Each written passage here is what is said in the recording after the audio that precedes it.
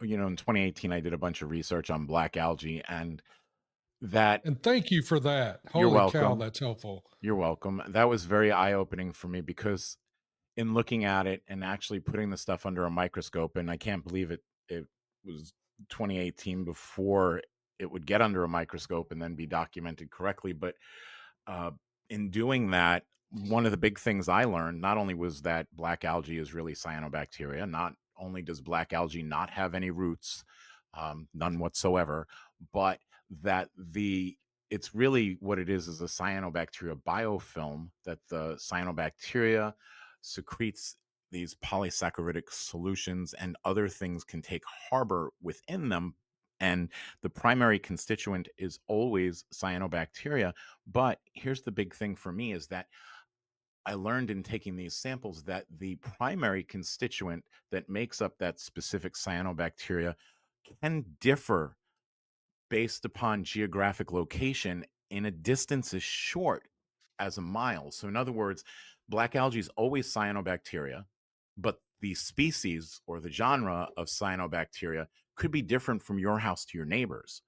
So, to your point, what works in New York might not work in Texas. If I can get a difference in species of algae or cyanobacteria a mile from one pool to the next, imagine how vastly different that could be. Yeah.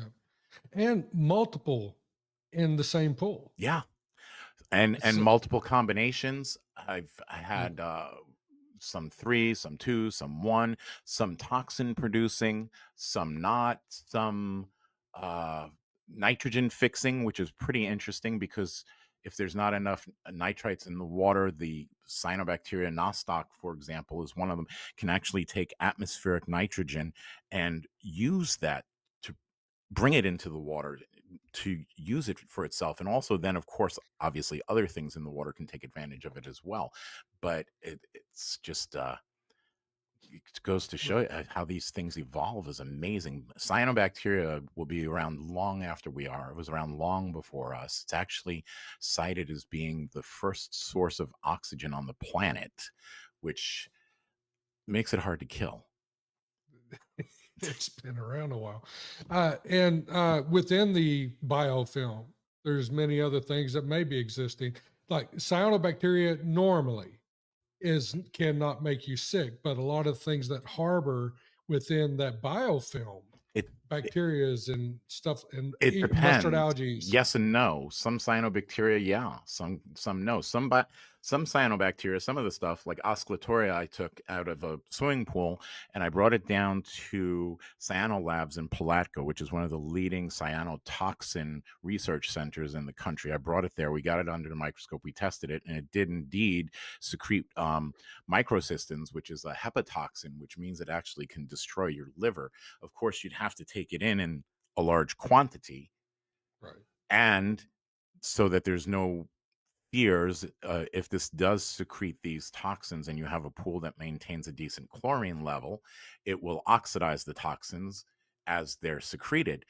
But it still can happen. It alone, if you eat it, it can still make you sick. And then there's other kinds like spirulina, which is an oceanic cyanobacteria that people use in health foods. I ordered a smoothie the other night with it to try it out, and With it was cyanobacteria.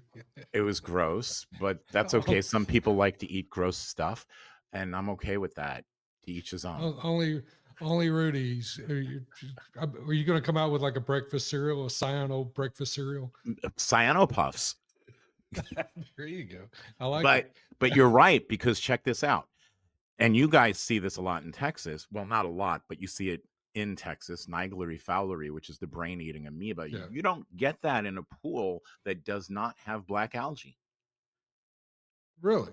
It has to take harbor somewhere in order so the chlorine doesn't kill it. And then if the chlorine level dips, it takes advantage, it sneaks out, it does its thing, and that's problematic.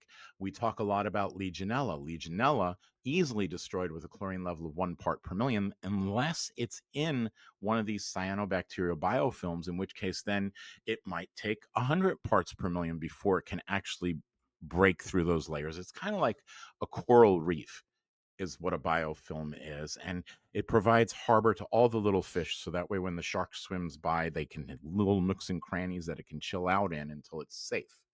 And I mean, Right. obviously, it doesn't decide. It's spewing some out when it's not good for it. So the chlorine kills it. And then when the chlorine level dips, it spews some out then as well. But yeah, a lot of different things. Diatoms, which is mustard algae, can also take harbor Yeah. in cyanobacteria biofilms. Makes There, it much harder to kill. there is, yeah, there's is just a lot that can happen, and it doesn't take a lot to really get in there to establish a foothold of anything. Right.